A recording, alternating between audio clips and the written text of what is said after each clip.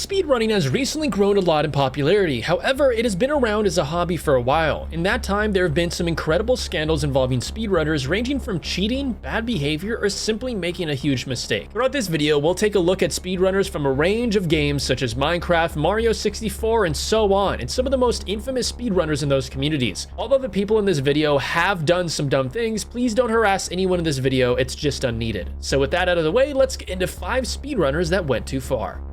Before we get into it, today's video is brought to you by Audible.com. Now, this is a sponsorship I can get behind because as gamers, we spend a lot of time straining our eyes. And listening to audiobooks gives your eyes a nice break where you can do something else or just unwind and listen to a book. Audible is the best place to get your fill for audiobooks and podcasts. Audible provides a huge range of audiobooks in any genre or niche you can imagine. With the new Plus catalog, you can discover bonus content alongside your membership. Getting in the habit of reading, or in this case, listening, I believe has tremendous benefits when it comes to expanding your mind to new ideas and perspectives. Audible is great as it caters to any niche or interest that you might have, and during these holidays is the best time to get started. Audible are offering a huge 60% discount to you users for their first 3 months. That's only $5.95 a month. Joining today gives you 1 free audiobook of your choice. One audiobook that I've gotten into is AI Superpowers, giving an interesting perspective into the game theory of artificial intelligence and what the benefits and consequences of it are. You can join Audible today by going to audible.com/any% or by clicking the link in the description to get started today. With that being said, let's get into the video.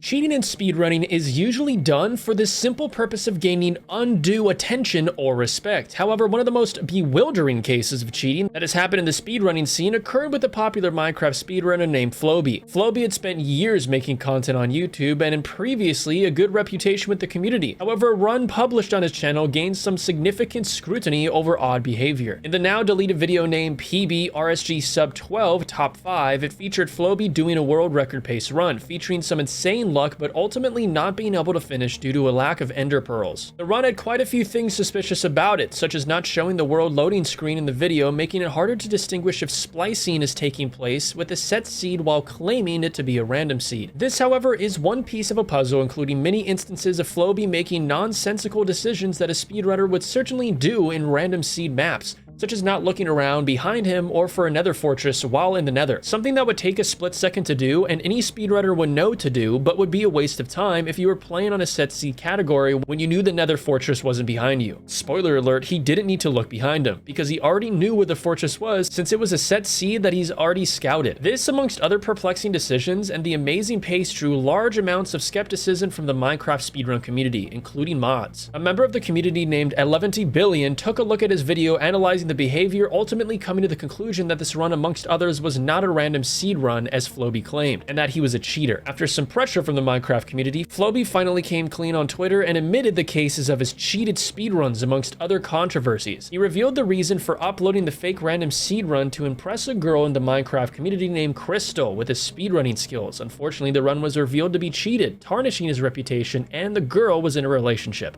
Yeah, a fail all around. So cheating in speedrunning is nothing new, and it seems new cheating scandals come up all the time. However, one of the most notorious cases of what people to believe to be blatant cheating was by a Mario 64 speedrunner named Superfast Jellyfish. Superfast Jellyfish was a relatively unknown speedrunner up until he did a blindfolded Mario 64 run that went viral for the wrong reasons. Blindfolded speedrunning is as hardcore as it sounds. You are tasked with beating a game with zero visual information and have to play on sound clues alone. This requires extensive and deep knowledge of the game, and being blindfolded on Super Mario 64 requires some of the most precise and memory-intensive setups and tricks to beat. Needless to say, becoming a great blindfolded Mario 64 speedrunner requires a lot of practice and memorization. Superfast Jellyfish, on the other hand, was oddly talented at speedrunning via a blindfold, despite immediately being new to it. During one of his runs, he was performing tricks and movements that were either extremely hard or straight up impossible to perform while blindfolded, all the while insisting to his viewers that he was doing it just for muscle memory. A YouTuber named Charlie Brown 64 made a video analyzing the run and pointing out a lot of discrepancies between Jellyfish's run and what a legitimate blindfolded speedrun would look like. This became one of the biggest videos about speedrunning ever made, garnering 8.3 million views to this day. What's more shocking is that right after this scandal, Jellyfish admitted he cheated in an apology video, and that he was only cheating as a joke. What you may not know is that that speedrun was purposely fake. It was purposely fake. Prior to doing this stream, I decided to do this run as a way to joke around and have fun with my community. This apology didn't go down well, as the consensus of the speedrunning community was basically just that he was trying to save face saying that he was cheating as a joke only because he got caught. If it was a joke as he claims, you think he would drop the act after the speedrun and laugh about it after his stream, but that wasn't the case. For this reason, he became one of the most infamous people in the speedrunning community. Speedrunning and streaming on Twitch are pretty interchangeable as a way to interact with their fans and monetize their content through subscriptions and fans tipping them during their streams. The exchange is pretty simple. The audience of the speedrunner tips a few bucks for the content and hard work being made by the speedrunners and say thank you. It's a win-win situation. However, that is not how an infamous speedrunner named Dust views the situation. Dust was a relatively obscure and unknown speedrunner in the wider community. However, he was most known for speedrunning some of the most modern Resident Evil titles, such as Resident Evil 7 and the Resident Evil 2 remake. To his credit, he was actually good at Resident Evil 7 and held former world records from the game, most notable of the any % New Games Plus Easy category for a record of 1 hour, 28 minutes, and 1 second. For this reason, Dust was invited to speak at a panel at TwitchCon in 2018, and here's where things get really bad. During a Q&A, a member of the crowd says that she wants to have some personal connection to the streamer that they are watching, and she got a response that nobody was expecting. But I need there to be a little bit of a relationship because I don't want to talk to a all. Okay, but well, part of the thing for me is I specifically don't want my viewers to have any kind of relationship with me. Fair. So like that's like it kind of works out, right? Yeah. I'm kind of like I'm hitting my goal, but No, you totally are. It's quite common for streamers to want some distance between fans, but to say that you don't want any relationship whatsoever is a strangely adversarial thing to say to viewers that give them attention and money for playing a game. However, things really go off of the rails when he elaborates on what he meant. I'm giving everyone an official cringe warning before watching the rest of this. It gets bad. it's kind of like low-key, like God complex kind of thing. I don't feel like many of my viewers should relate themselves to me because, and this is like super like kind of like kind of weird, is like I do think of myself as better than, or not better, but like bigger.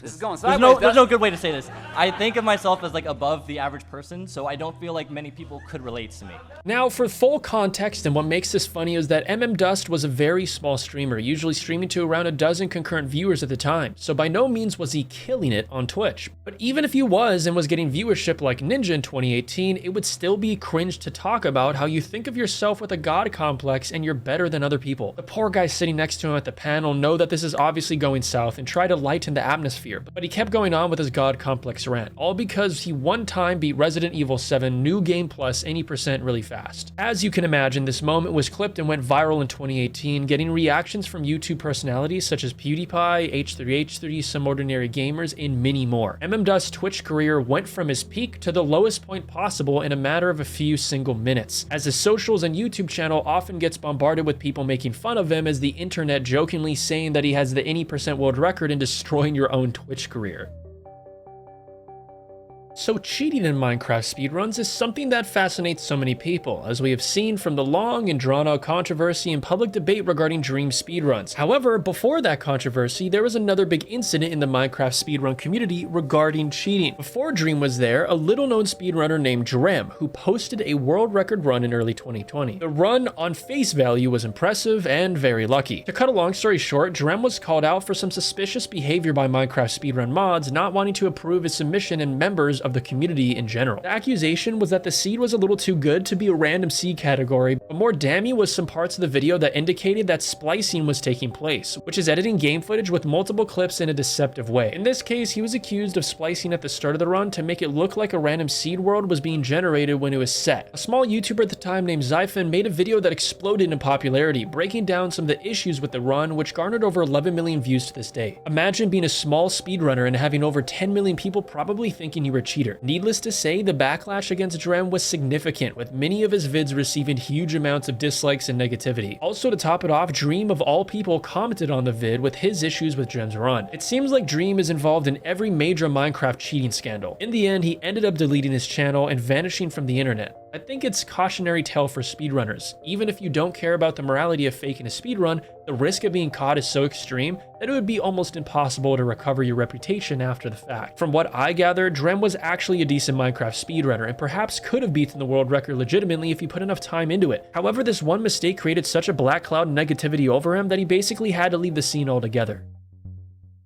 One of the biggest scandals in speedrunning history was the fake Super Mario Bros. Run by a large Mexican YouTube channel named Badabun. Badabun makes a variety of content, but on December 18, 2017, they uploaded a video called Passing Super Mario in 5 minutes. This video featured a supposed speedrunner named Tavo who beat Super Mario within the 5-minute mark, a respectable time for Super Mario, which would certainly garner some respect from the audience of Badabun, which doesn't normally consume speedrunning content. There is one issue, however: the run is totally fake. In essence, Tavo was acting throughout the video while supposedly playing. However, the game footage on screen was heavily spliced and edited in post-production, nicking footage together from various Mario speedrunners and even TASes. There was a clear attempt to obfuscate this by the channel using a wide variety of sources from other runs that they took footage from, and even distorted the audio of the game to make detecting splices more challenging. Unfortunately for Badabun, the video began circulating within the Super Mario speedrunning community, and people quickly pieced together what was going on. Carl Jobst made a great video analyzing all of the fakery involved in Badabun's video, which garnered over 13 million views to this day, and it's a pretty damning case made to why this video from Badabun was fake. Needless to say, there was a lot of fallout from this, and Badabun and Tavo became a subject of ridicule. What didn't help their case was the decision to have Tavo eat pizza while speedrunning.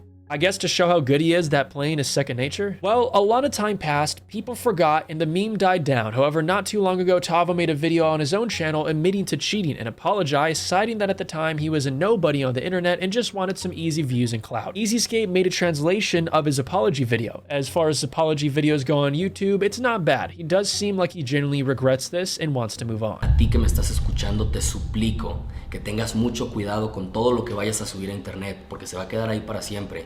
Y créeme que el karma, tarde o temprano, te va a cobrar factura.